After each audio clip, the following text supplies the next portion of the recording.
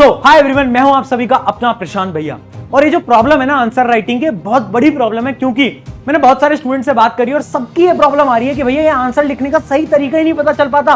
पढ़ तो सब रहे हैं, आंसर जब एग्जाम में लिख के आते हैं ना तो लगता है कि मार्क्स बहुत अच्छे आते हैं, लेकिन जैसे ही आंसर शीट हाथ में आती है ना तो उसमें 5 से 10 नंबर कम निकलते हैं। और जब हम टीचर से पूछते हैं ना कि यार क्या गलती है, तो वो बोलते हैं कि तुमने सही तरीके से आंसर नहीं लिखा। तो आंसर सही से लिखना कैसे होता है, कोई ये तो बता दो। मैं बताता हूं। ये जितनी भी तुम्हारी प्रॉब्लम्स है ना जो कि यहां पर लिखी हुई हैं, जैसे कि बैड राइटिंग, मेजॉरिटी स्टूडेंट्स को लगता है कि अगर मेरी राइटिंग बहुत बेकार है ना तो मेरे मार्क्स बहुत कम आएंगे। क्या सच है? आज तुम्हें इसकी रियलिटी बताऊंगा विद प्रूफ। उसके साथ साथ एग्जाम में मार्क्स कट जाते हैं, पता नहीं कहां कट जाते हैं, पता ही नहीं चल पाता। इसका भी तरीका बताऊंगा, सोल्यूशन बताऊंगा। भैया बहुत सारी स्पेलिंग मिस्टेक मैं कर देता हूं, क्या उसके मार्क्स कटते हैं वो भी बताऊंगा। और पेपर पूरा ही नहीं हो पाता, बहुत बार ऐसा होता है ना कि पेपर ही छूट जा रहा है, इसका क्या सोल्यूशन है वो भी बताऊंगा। तो सबसे पहले ना मैं आपको एक एग्जांपल दिखाता हूं, दो नोटबुक में आपको दिखाता हूं, ध्यान से देखना है। दोनों नोटबुक के अंदर अगर आप गौर फरमाओगे तो राइटिंग सेम है, इस इंसान की राइटिंग एकदम सेम है। बट अगर आप इस पहली कॉपी में थोड़ा सा जूम करके देखोगे तो इसके अंदर प्रॉब्लम क्या है ना कि इस इंसान ने बहुत ज्यादा कटिंग करी हुई है। जैसे कि यहां पर अगर तुम ध्यान से देखोगे, यहां से तुम ध्यान से देखोगे, अब यही सेम इंसान जब सही तरीके से आंसर लिखने लगता है, यही सेम राइटिंग बोल रहा हूं, राइटिंग में चेंज नहीं आएगा। अब देखोगे राइटिंग में ज्यादा चेंज नहीं है। अब राइटिंग आपको क्लियर इसलिए लग रही है क्योंकि इसने गैप्स को दे दे के लिखा है, पॉइंटर्स में आंसर को लिखा है। और यही मेरा पहला पॉइंटर है जो कि मैं आपको बताना चाहता हूं। स्टेप नंबर 1 जो कि है right answer in points and in same order. ये नहीं समझना, जब भी हम आंसर लिख रहे हैं ना तो ट्राई करो पैराग्राफ में मत लिखो, क्योंकि जब तुम पैराग्राफ में लिखते हो और बार बार तुम वो कटिंग वगैरह करते हो ना तो उससे क्या होता है ना, बहुत बेकार टीचर पे इंपैक्ट आता है। टीचर को ऐसा लगता है यार इस बच्चे को तो कुछ आता ही नहीं है, जिस वजह से आपके नंबर कटना तय हो जाते हैं। इसलिए आपको क्या करना है, पॉइंट की फॉर्म में लिखना है। और दूसरी चीज, सीक्वेंस में आंसर्स को अटेम्प्ट करना है। देखो सीक्वेंस से मेरा क्या मतलब है, जैसे कि तुम मान लो अपना पेपर उठाया, तुमने सेक्शन ए उठाया, अब सेक्शन ए का सेम सीक्वेंस ही फॉलो करना कि क्वेश्चन नंबर 1 2 3 4 ऐसे। अगर तुम्हें बीच में कोई क्वेश्चन नहीं आता ना तो उसके लिए लाइन छोड़ दो, स्पेस छोड़ दो, बट ऐसा मत करना कि उसको बाद में अटेम्प्ट करो। अब तुम पूछोगे इसमें क्या प्रॉब्लम है। अब इसमें प्रॉब्लम क्या होती है ना, तुम्हें यह सोचना पड़ेगा कि कोई एग्जामिनर जो कि तुम्हारी कॉपी चेक कर रहा है उसके लिए क्या प्रोसेस इजी है, एक एग्जामिनर के लिए आसान क्या है। एक एग्जामिनर के लिए आसान ये है ना कि अगर आप एक सीक्वेंस में अटेम्प्ट करोगे तो उनकी जो कॉपी होगी स्टूडेंट की वो बड़ी आसानी से चेक कर सकते हैं और उसी से ही नंबर मिलते हैं। ये रियलिटी है। देखो एक लाइन होती है कि जितना कम टाइम आपकी कॉपी चेकिंग में लगेगा उतने ज्यादा आपके मार्क्स आएंगे। ये बहुत बड़ी रियलिटी है। तो आपको क्या करना है, सबसे पहला स्टेप फॉलो करना है जो कि है सीक्वेंस में आंसर लिखो और पॉइंटर में लिखो, और कटिंग को थोड़ा अवॉइड करो यार। थोड़े बहुत कट हो रहे हैं तो उसको एक ऐसे सिंपल से ऐसे लाइन बनाओ और कट कर दो। एक सिंपल लाइन से कट कर दो, ऐसे ऐसे ऐसे ऐसे ऐसे, ऐसे मत किया करो। अगर ऐसे करोगे तो इंपैक्ट नहीं आएगा टीचर पे और नंबर भी कट सकते हैं। अब बढ़ते हैं आपकी दूसरी प्रॉब्लम की तरफ जो कि थी कि आप बहुत ज्यादा स्लो लिखते हो। तो आपकी जो प्रॉब्लम है ना, इसका सोल्यूशन क्या है, तो इसी का सोल्यूशन है आपका fast writing hack. Fast writing hack के अंदर बेसिकली दो पार्ट्स होते हैं। पहला आपका पार्ट है कुछ hand warm up exercises. Hand warm up exercise ये क्या होता है, देखो इमेजिन करो 9 बजे आपका एग्जाम है। अब आपको क्या करना है, एग्जाम से आधे घंटे पहले आप एक नोटबुक तो रख ही सकते हो अपने पास, एक रफ पेज तो अपने पास रख ही सकते हो, और पेन तो आपके पास हो गई।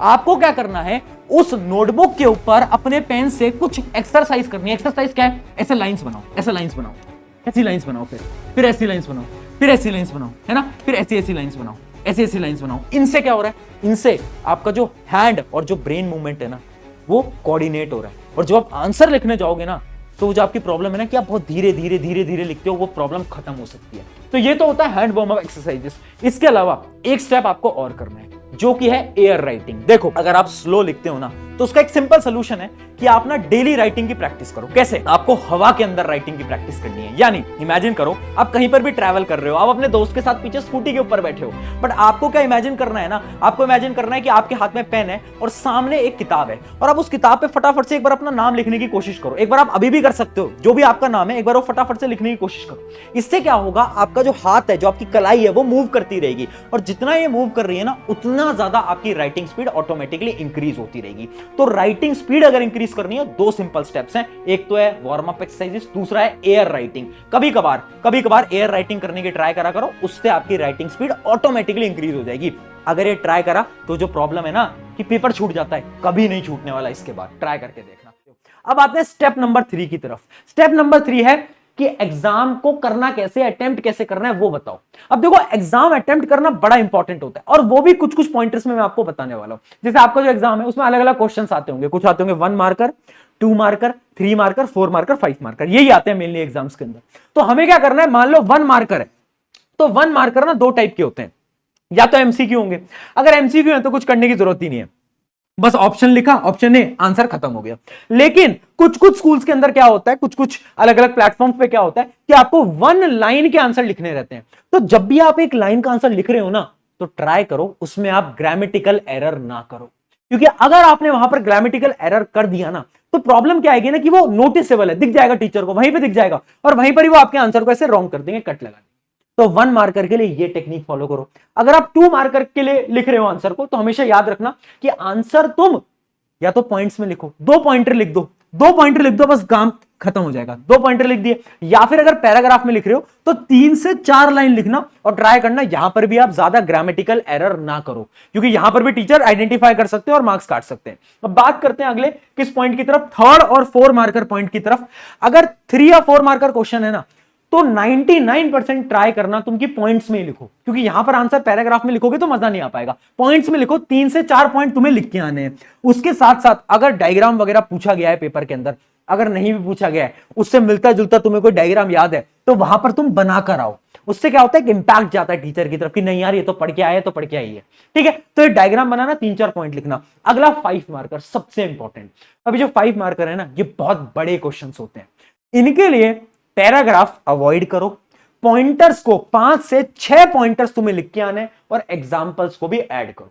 अब प्रॉब्लम क्या आती है, प्रॉब्लम ये आती है कि भैया ये जो 5 मार्कर वाले क्वेश्चंस है ना इनमें बहुत बार मैं कट वट लगाता हूं, है ना, काटा पीटी करता हूं, मैं भी क्या करता था। बट उसी का मैं एक आपको सोल्यूशन देने वाला हूं, वो है लॉन्ग आंसर हैक। इमेजिन करते हैं कि एग्जांपल लेते हैं, एक एग्जांपल है इस क्वेश्चन का। मान लो एक क्वेश्चन है ना, ये आपके पेपर के अंदर आया ये क्वेश्चन, और आपको याद है कि उसके 4 पॉइंट्स होते थे, 4 या 5 पॉइंट्स होते थे, वो जो आपके लॉन्ग आंसर होते हैं। अब आपको क्या करना है, आपको अपने जो आपकी आंसर शीट है उसके लास्ट पन्ने पे जाना है, उस लास्ट पन्ने के ऊपर हेडिंग डालनी है रफ। क्या लिखना है, रफ। अब आप उसके अंदर कोई भी रफ का काम कर सकते हो, कोई भी टीचर कुछ नहीं बोलेगा, ठीक है। आपने हेडिंग डाली रफ, और उसके अंदर आप एक बार दिमाग से सोच लेना कि कौन कौन से 5 पॉइंट आप लिखने वाले हो। अब क्या करो, अब फटाफट से कॉपी पलटो, यहां पर आ जाओ और यहां पर पूरी तरीके से उनको एक्सप्लेन करके वो 4-5 पॉइंटर यहां पर तुम लिख दो। इससे क्या होगा, इससे आपकी कटिंग अवॉइड होगी। अब आते हैं आपकी अगली प्रॉब्लम की तरफ, जो कि याद नहीं रहता। याद नहीं रहता तो उसका एक बहुत सिंपल सोल्यूशन है, एक बहुत सिंपल हैक है। वो हैक क्या बोलता है, एक बार ध्यान से देखना। हैक का पहला स्टेप है रिकॉल दी चैप्टर, यानी आपको क्या करना है, सबसे पहले आपको कोई आंसर याद नहीं आ रहा तो आप ये देखो कि वो किस चैप्टर का है। आपने मान लो चैप्टर आइडेंटिफाई कर लिया, अब आपको क्या करना है, अब आपको टॉपिक आइडेंटिफाई करना है कि किस टॉपिक के बारे में पूछ रहा है ना। आपको आंसर नहीं आता, आप बस इतना सोच रहे हो कि किस टॉपिक के बारे में पूछ रहा है। आपने टॉपिक आइडेंटिफाई कर लिया, अब उस टॉपिक से रिलेटेड कुछ भी लिख कर आ जाओ, कुछ भी, और लिखना हमेशा पैराग्राफ की फॉर्म में। क्यों? क्योंकि एक साइकोलॉजिकल हैक है, जब आप बहुत बड़े पैराग्राफ के अंदर आंसर लिख के आते हो ना तो शायद हो सकता है कि आपके टीचर उस पूरे पैराग्राफ को नहीं पढ़े, वो ऊपर ऊपर से पढ़े और शायद आपको उसके अंदर आधा 1-2 नंबर मिल भी जाए, ऐसा भी हो सकता है। इस वजह से जब भी कोई क्वेश्चन ना आए तो उसको छोड़ना नहीं है एग्जाम के अंदर। हमें क्या करना है, हमें सोचना है कौन से चैप्टर का है, कौन से टॉपिक का है, और पैराग्राफ की फॉर्म के अंदर उस टॉपिक से रिलेटेड जो भी आता है वो जाकर हमें अटेम्प्ट कर देना। ये बहुत ज्यादा इंपॉर्टेंट स्ट्रेटेजी होने वाली है हर एक स्टूडेंट के लिए। And final and last step, step number 5, वो है प्रैक्टिस 5 मिनट डेली। देखो यार, ये सारी बातें जो मैंने बताई ना, ये सारी बातें किताबें हैं जब तक आप इन्हें अप्लाई नहीं करोगे। और ये अप्लाई कैसे करोगे, अगर तुम्हारे एग्जाम में कुछ टाइम है ना, मान लो 5 दिन, 10 दिन, 15 दिन, जितना भी टाइम है, तुमने एक स्ट्रैटेजी फॉलो करके देखना। हर रोज रात को सोने से पहले एक नोटबुक अपनी बना लो, उस नोटबुक के अंदर जो भी तुम्हारे दिन में हुआ 5 मिनट के अंदर लिखो, जल्दी जल्दी लिखो। थोड़ी राइटिंग बेकार आएगी बट लिखो, और इंग्लिश में लिखो, मतलब जो भी लैंग्वेज के अंदर तुम एग्जाम देने वाले हो। मान लो इंग्लिश के अंदर अगर तुम हिंदी मीडियम हो तो हिंदी में लिखो, और लिखो। जब तुम ऐसे लिखोगे ना तो क्या होगा ना, तुम अपने थॉट्स को कॉपी में उतारोगे। और एग्जाम में यही तो करना होता है। अरे आता था तुम्हें सब है, पर प्रॉब्लम क्या है कि तुम अपने थॉट्स को उस नोटबुक पे उतार नहीं पाते, यही तो प्रॉब्लम है। डेली 5 मिनट रात को सोने से पहले जो भी दिन में हुआ, जो भी टूटी फूटी इंग्लिश आ रही है, लिखो यार, लिखना है। उससे क्या होता है कि जब तुम एग्जाम में जाओगे और तुम्हें एग्जाम में आंसर दिमाग में है, तुम उसको लिख पाओगे। This is very important. ठीक है, तो इस चैलेंज को फॉलो करो यार, है ना। बस 5 मिनट लगेंगे, ज्यादा टाइम नहीं लगेगा, लेकिन इससे मदद तुम्हारी बहुत होने वाली है। आई होप इस वीडियो से मदद हुई होगी, और याद रखना this exam will be best exam of your life. शुक्रिया एवरीवन, मैं हूं आप सभी का अपना प्रशांत भैया।